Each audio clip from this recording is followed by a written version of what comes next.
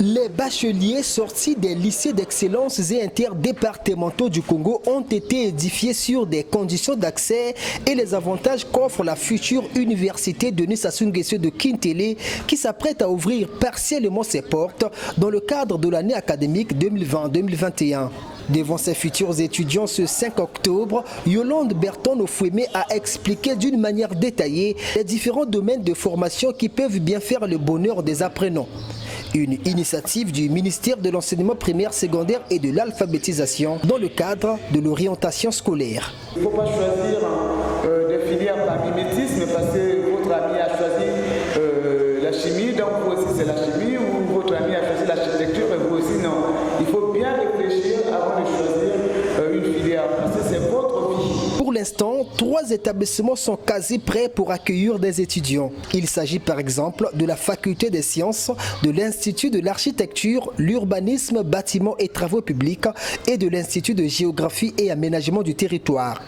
Des formations attendues seraient différentes de celles qu'on trouverait à l'université Mariangouabi puisque Denis Sassou Nguesso, à en croire son comité de pilotage, met l'accent sur un système éducatif professionnel avec des filières dignes des métiers émergents tels que ceux de l'administration du territoire et de l'environnement. Les étudiants auront la possibilité de choisir l'architecture, l'urbanisme, les bâtiments et les travaux publics. Pendant la première, deuxième et troisième année en architecture, les premières, deuxième et troisième années en urbanisme. En revanche, au niveau des bâtiments et des travaux publics, en troisième année, les étudiants pourront choisir la spécialité économique de la construction et la spécialité travaux publics. Des avantages au niveau des formations, oui, mais à quand l'ouverture effective de ces établissements? La question continue à inquiéter les bacheliers, mais hélas, ils doivent encore attendre pour pouvoir connaître la date exacte. Mais ici, en ma qualité de commissaire, je ne peux pas vous donner la date exacte. Je ne peux pas vous donner la date exacte en disant bon, c'est le 2 février ou le 8 novembre. Non, ce n'est pas possible. La préoccupation reste donc entière pour ces finalistes qui pourtant fondent déjà leur avenir sur Kintélé. C'est quand même inquiétant parce qu'on ne connaît pas la date d'ouverture. On a plein de concours à faire et on se disait que l'université Denis Sassou c'était carrément le chemin qu'on devait suivre. Et là quand on ne donne pas la date, c'est vraiment inquiétant. Déjà personnellement, moi je compte faire la faculté des sciences. Oui, c'est un peu ça. Mais nous ça va parler aussi à propos de l'ouverture et c'est pas vraiment fixe.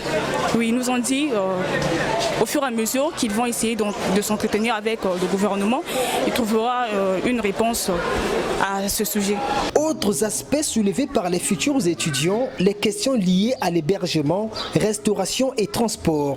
Sachant que l'université est implantée dans la banlieue nord de Brazzaville, des conditions de transport s'avéreraient difficiles pour ceux qui habitent par exemple les extrémités sud de la capitale. C'est à vous de se dire, en quittant Makele-Kele ou Bifouti pour arriver à Kintélé, il me faudra combien par jour pour y arriver? Si vous faites le calcul, si vous trouvez que ça dépasse le montant de la chambre, c'est mieux de prendre la chambre et de rester tranquille. Université à vocation panafricaine, Denis Sassou Nguesso regorge aussi bien des facultés que des instituts. L'accès pourrait se faire par voie de concours, une contrainte qui n'épargne pas ces bacheliers pourtant issus des centres d'excellence, donc supposés être des meilleurs élèves du Congo. Aucune exception n'est faite à leur égard, question d'éviter toute discrimination sociale, a ainsi renchéri Yolande Berton-Ofouémé.